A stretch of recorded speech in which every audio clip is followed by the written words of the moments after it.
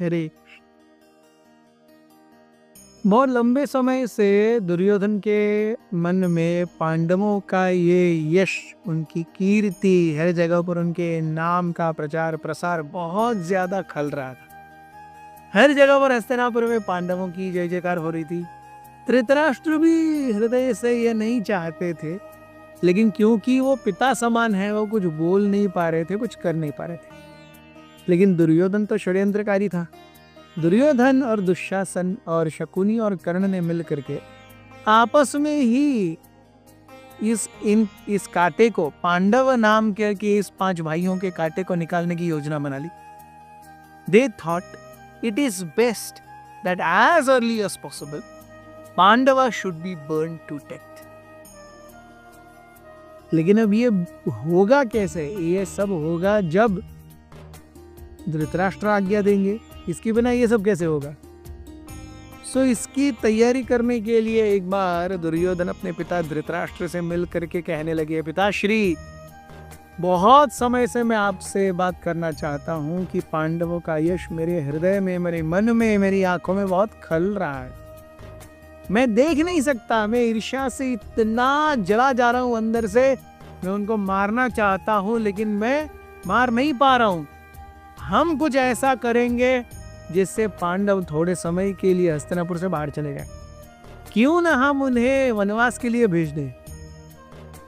धृतराष्ट्र हालांकि हृदय से ये भी वही वो चाहते थे, लेकिन वो ऊपर से कैसे दिखाएं? वो कहने लगे, अरे ऐसे समय में जब मैंने पहले ही युधिष्ठिर को अगला राजा घोषित कर दिया है और प्लस उनका गुणगान गुण गौरव हमसे ज्यादा अच्छा है, चरित्र आपसे ज्यादा अच्छा है, ये धृतराष्ट्र खुद दुर्योधन को बोल रहे हैं, तो हम उनको बाहर कैसे निकालेंगे?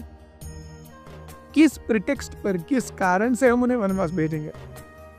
अगर सिटीजन्स को पता चलेगा, अगर नागरिकों को पता चलेगा, तो नागरिकों के अंदर हमारे नाम की छीतू होगी। और अगर समझो नागरिक मान भी गए तो भी भीष्म, द्रोण, विदुर ये होने नहीं देंगे। तो उस समय दुर्योधन कहते हैं, पिताश्री आप क्यों बहुत चिंता करते हैं? क्या कहते हैं, सिटीजन्स का, नागरिकों का विश्वास और उनकी कृपा आराम से उनको नगद या फेवर्स दे करके या उनको पद दे करके हासिल की जा सकती है। उनके साथ हम बहुत अच्छा पीआर रखेंगे, उनको बहुत सहूलियतें देंगे, वो हमारी जय जयकार करेंगे, किसी चीज पर आक्षेप नहीं करेंगे।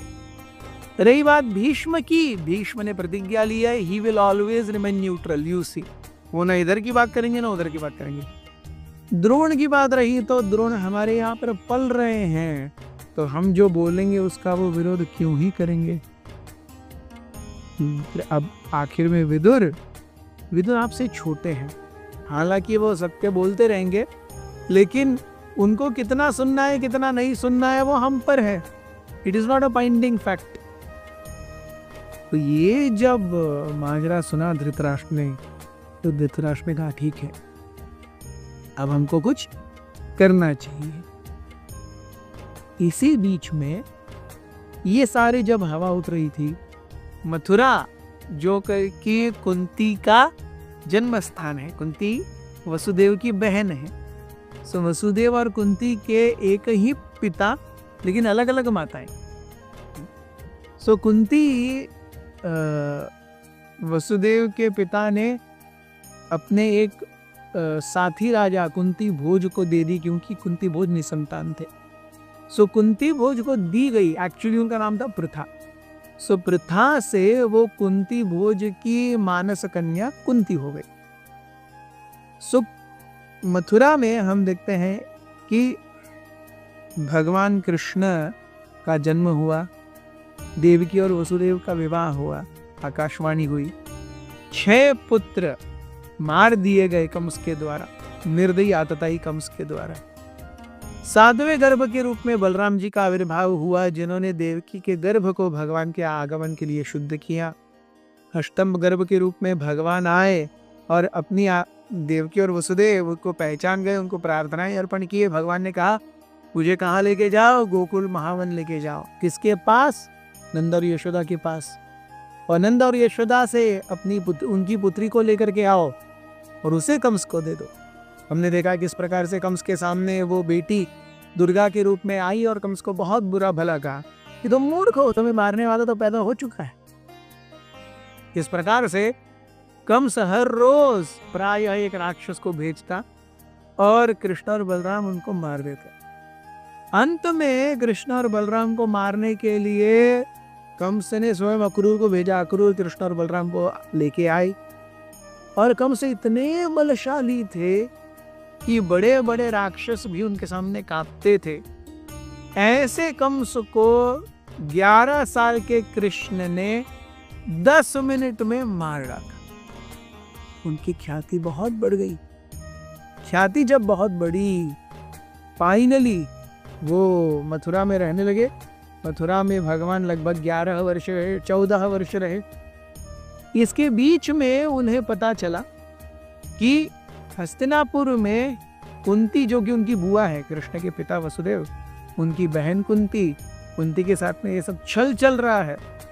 इस छल को जानने के लिए वहां पर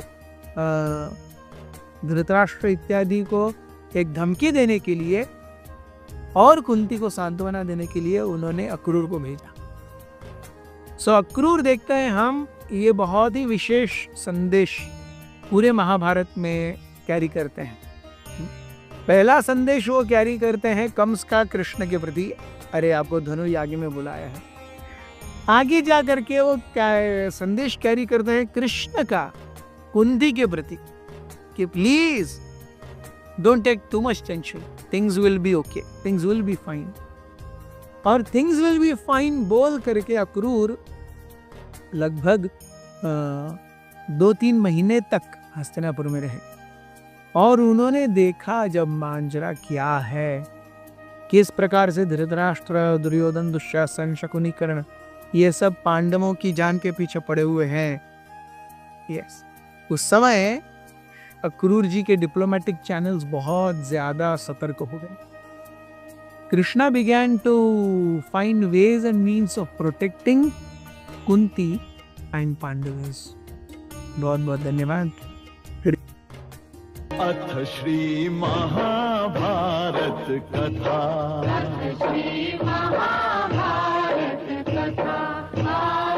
महाभारत कथा